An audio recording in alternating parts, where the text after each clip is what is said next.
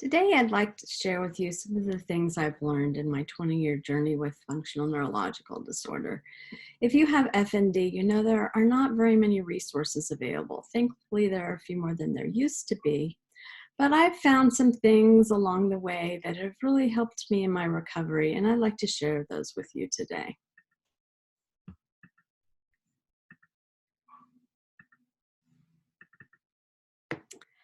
I'll always be indebted to FND Hope. Um, they've been there for me when I really didn't have any other resources. The thing that I love about FND Hope is the word hope. You know, that is the first step to improvement, is to have hope. To me, with regards to FND, hope is just a belief that there's a possibility of improvement. You may not know how, you may not know when, but if you have hope, you do believe in the possibility. The opposite of hope is despair, and that's what I felt when I was first diagnosed almost 20 years ago.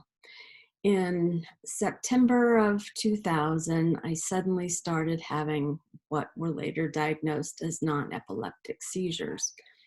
At that time, I was treated with disgust and contempt. There was no respect. I was accused of making up my symptoms. I was told my symptoms weren't real. Um, I knew they were real. And if you have FND, you know they're real too. I also want to really stress that if you have functional neurological disorder, it's not your fault. Um, you may not know what to do about it, but there's nothing that you did that caused this. You know, at the time of when my symptoms first started, I felt so alone. At that time, there were no support groups. There was no FND Hope. And I just felt on my own. And at that time, I thought, if there's any way I could ever prevent someone from going through the horrible experience that I'm having, I want to do it. So that's part of why I'm here today, because hopefully you haven't had some of those horrible experiences I did, but you might have. And even if you haven't, you probably still have a lot of confusion, a lot of doubts. So I hope today we can address some of that and you can begin to find your own recovery, find your own improvement, and develop, if nothing else, just a vision of what might be possible. You know, all of our improvement begins with just the thought, the hope, the dream, and we move on from there, you know, one step at a time. My story is long and complicated, and I don't want to dwell on it today. So I'll tell you a few highlights. If you're interested in more, you can look at my blog, fndrecovery.com, or you can ask me questions. But at the beginning, I had the seizures.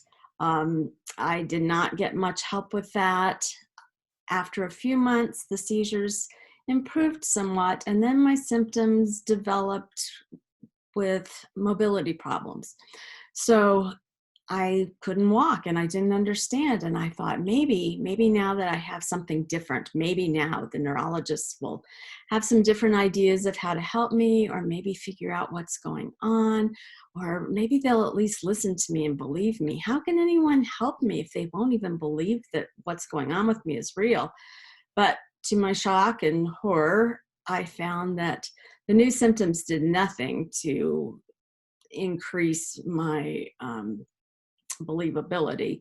If anything, it seemed like I was met with more doubt and more derision. And um, you know, I ended up doing what was suggested at the time, which was to go to therapy. And actually, I embraced therapy, and I highly encourage therapy.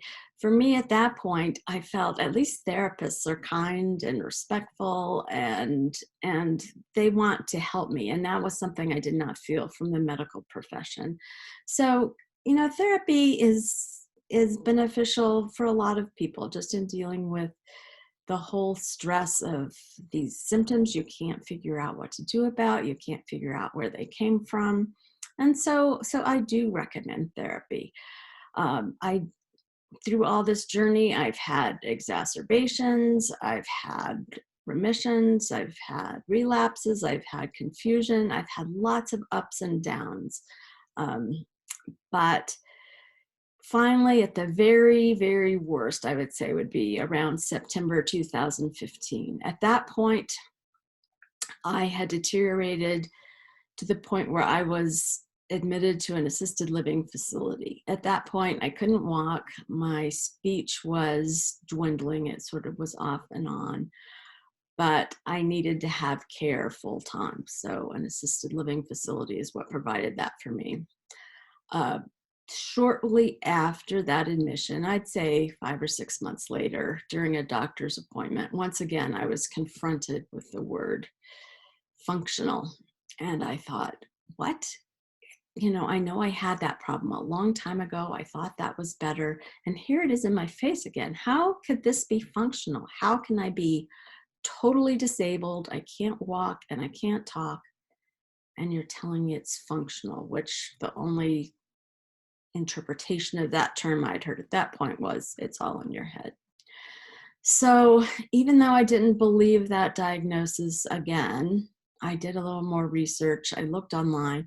And at that time, to my utter amazement, I found these wonderful resources, FNDHope.org and neurosymptoms.org. On those sites, I found a different message than the one I had heard 16 years earlier. I heard that my symptoms were real. I felt understood and heard and validated that this was a real condition I had. It wasn't something that I was making up for attention, or that I finally believed that maybe there was help available. And this was the first step towards recovery, is believing that there was that possibility. And I decided to start trying things. I didn't have all the answers right away, but at least I had some hope. So it led to that vision I had of maybe I could get better. So I made a really serendipitous discovery at that point. I found that by looking in a mirror, that my brain could connect to my body better.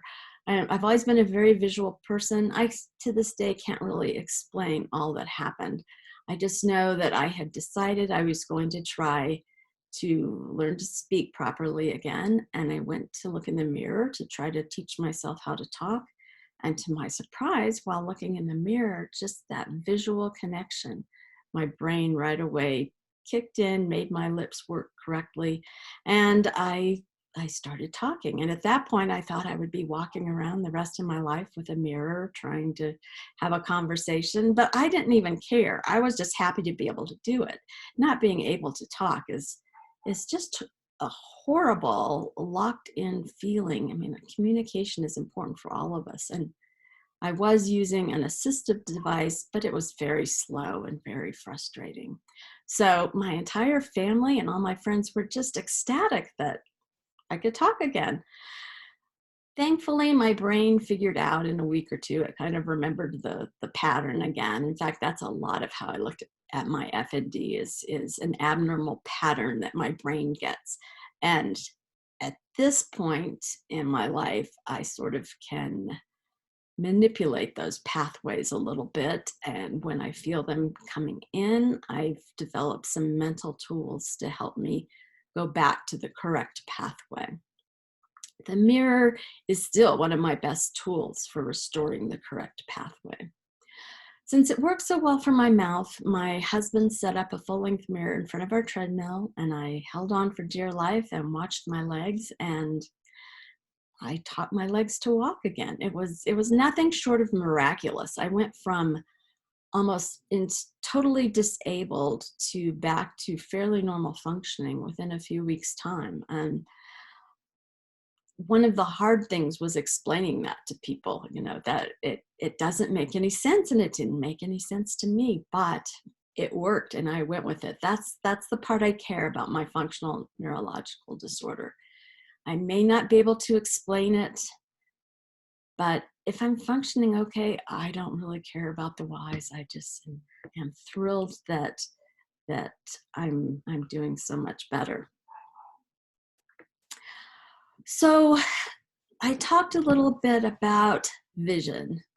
So I would like you to think about what is your vision for recovery. That's the first step. And actually, visualization is a very powerful tool in helping us recover. The more time we can spend thinking about what that might look like, the better off our brains are, because it sort of helps our brain remember what it was like when it was functioning normally. So one of my visions when I thought about what it would be like to be better again was hiking. I live in Colorado and I just love the mountains. I love to hike. I love nature. Nature's very restorative to me. And it's been a big part of my healing journey as well. So that's why I made it part of my logo when I started my blog about a year ago. I wanted to be able to share some of the things I've learned along the way. And so I chose a hiker because to me, that's a great image to think about when you think about recovering. It really is like a hike, one step at a time, one foot in front of the other, which if you're not walking with your FND may not be the best motivator for you, but it's still a good way to look at it, that you can't look at the entire mountain right away. You have to think about just what is the next step I need to take. It may be a little step, but it's a step. Every step in a positive direction is a step towards recovery. One of the things I've learned about hiking is I am hiking again and I love it. But it's important when we think about our vision to also be realistic. Everyone has limitations. It doesn't matter who you are. Even though I am hiking again and I love it, I'm not going to be hiking the entire Colorado Trail for almost 500 miles. I'm pretty happy and thankful for 1 to 3 mile hikes. That's my point where I do pretty well, and I'll take it. You know, it sure beats being in a wheelchair. So be sure that when you're thinking about your vision, think about being realistic. You're not going to be able to do the things probably the way you did before FND. FND does limit some things we can do, but it doesn't have to stop you. You still can live a very exciting, fulfilling life and have FND. You just sort of have to learn some tricks and tips along the way to be able to manage it a little better. One of the things that might be helpful for you when you're thinking about your vision for recovery is to maybe make a vision board. If you're not familiar with those, you can just take a sheet of cardboard or set up something to put pictures or words or thoughts of what it would look like if you got better. And your vision is going to be different from anyone else's. I mean, mine had a lot to do with being outdoors and being able to do things with my family. But it's good to think about that sort of thing, what it would look like for you, and just to have that there as a tangible reminder of what your goals are. So these are some of the pictures of my vision becoming my reality. I'm happy to hike again, and I've been able to enjoy some really beautiful places, and it just thrills me to know and be able to participate in life again in that way. So that's my hope for you too, that you can begin to live a satisfying life and fully participate in life again. One of the things when I'm thinking about the analogy of hiking and a journey from functional neurological disorder is, you know, when you're hiking, it can be exhausting and exhilarating at the same time. And that's the thing I found with my functional neurological disorder too. Sometimes the road is really hard and I don't want to do it, and it's just put one foot in front of the other and just do it. And then around the bend, it may be just beautiful and breathtaking and awesome and unbelievable. There may be trips and falls along the way. If you fall along the trail, are you a failure? No, you're still hiking. It's a little bit part of the experience. So you get up and brush yourself off and check yourself for injuries. But the most important thing I've found is you treat yourself with compassion. I think this is hard for a lot of people with FND. It's easy, especially if you've been mistreated by the medical profession as I was, it's easy to blame yourself for your fall or feel like I just should quit. What's the point of going on? I can't do this. But, treat yourself the way you treat people you love. It's okay. I fell. It's okay. Let's get up. Let's try another step. Let's go on a little further. And the attitude you have to setbacks makes a really big difference in your recovery. There are going to be setbacks. That's just life. But you can get past them, and it's really worth it, I promise. One of the most powerful things I have learned about my functional neurological disorder is the things that I say to myself matter. They matter a lot.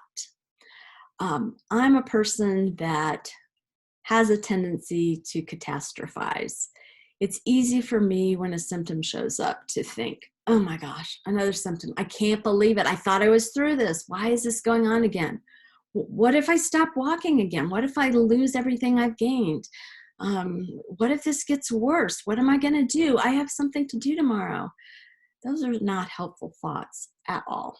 So it helps to not allow yourself to feel the fear, but to treat yourself kindly again and with compassion and say, okay, I have a symptom.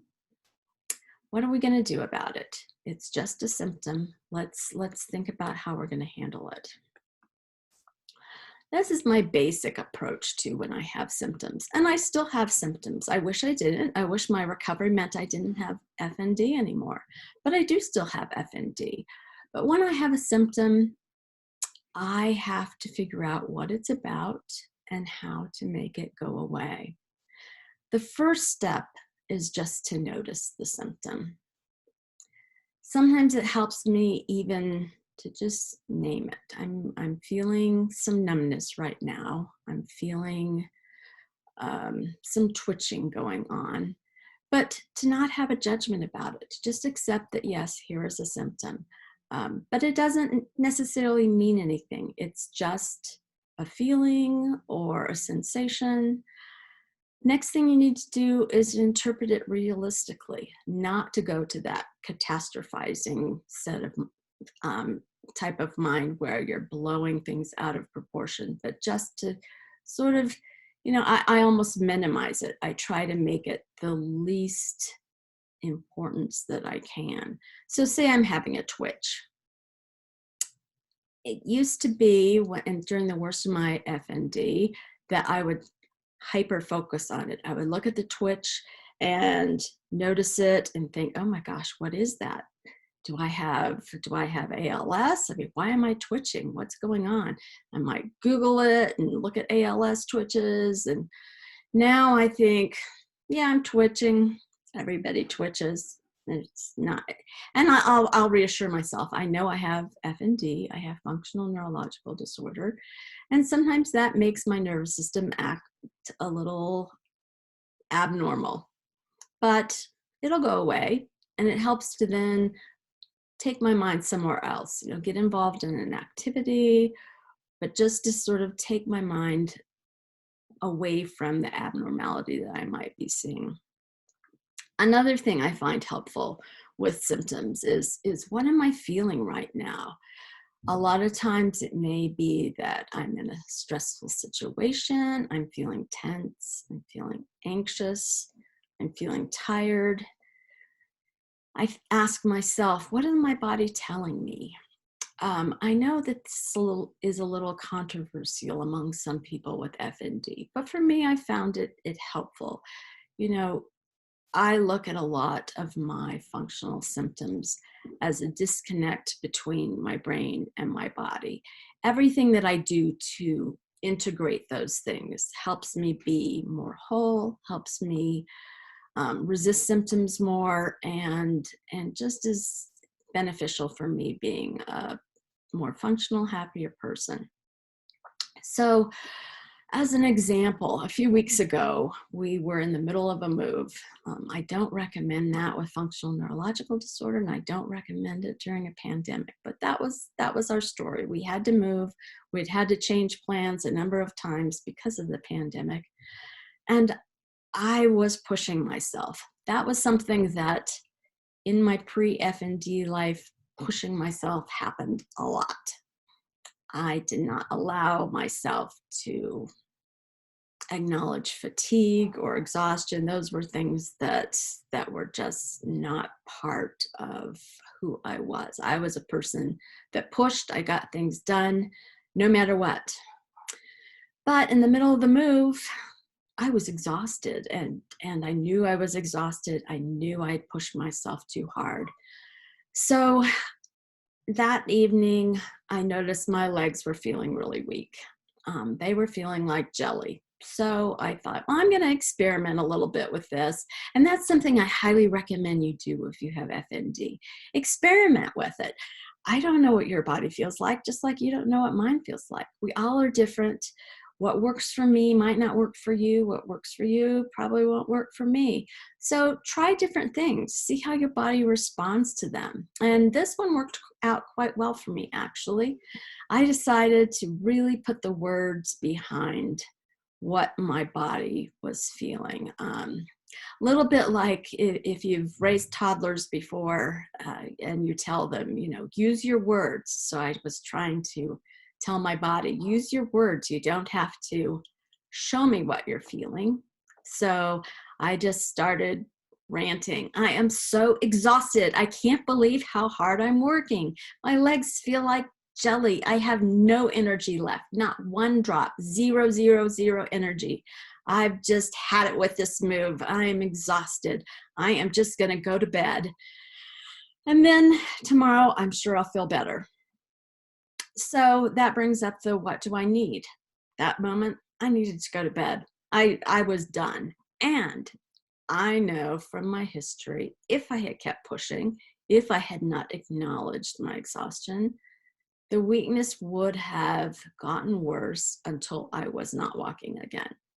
But I think by putting the words to it, by honoring my body, what it was telling me, and giving it what it needed, that's one of the biggest ways that I help my symptoms is to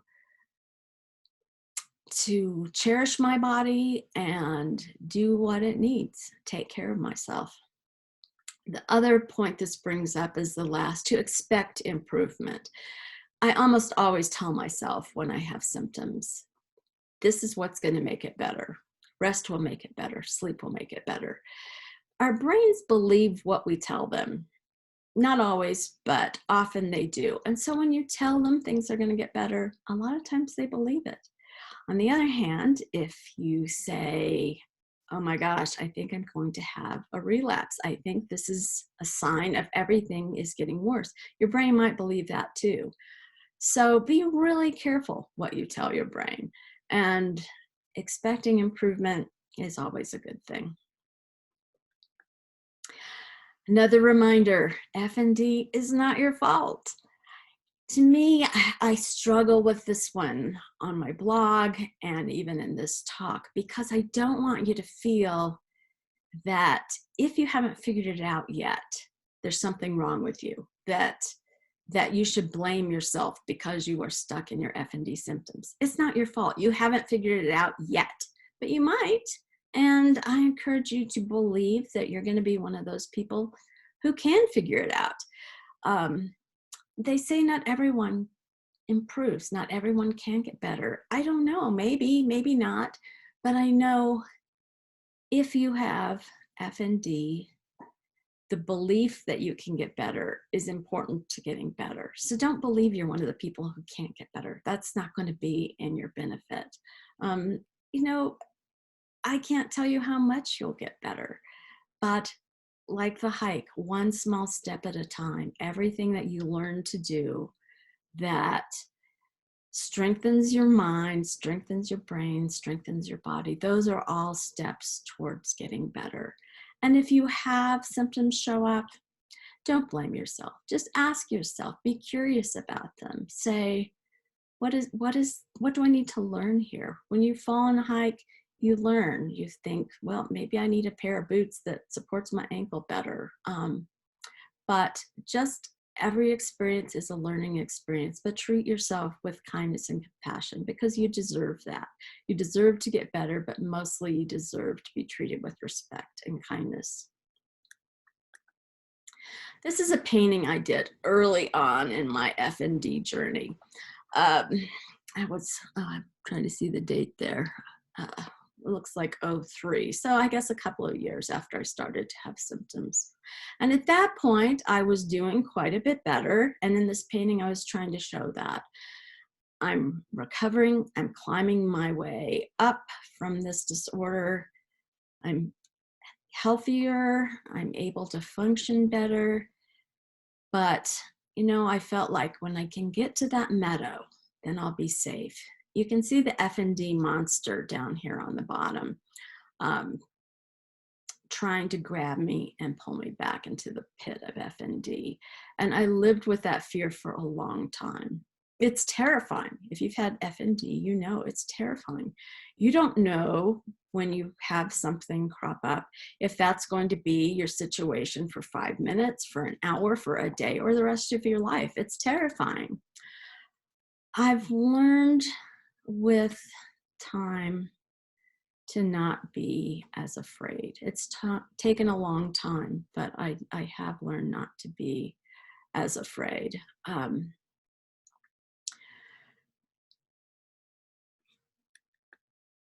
One of the things when a symptom shows up that I recognize is sometimes I just need recharging. I talked about that a little with the move. Sometimes you just need rest. And there's other things that can recharge your brain too. I have a list that I'm going to share with you, and I'd suggest you make your own list too. What are the things that help you when you need to be recharged and energized? Rest is my number one. I think for most of us with FND, we become fatigued very easily.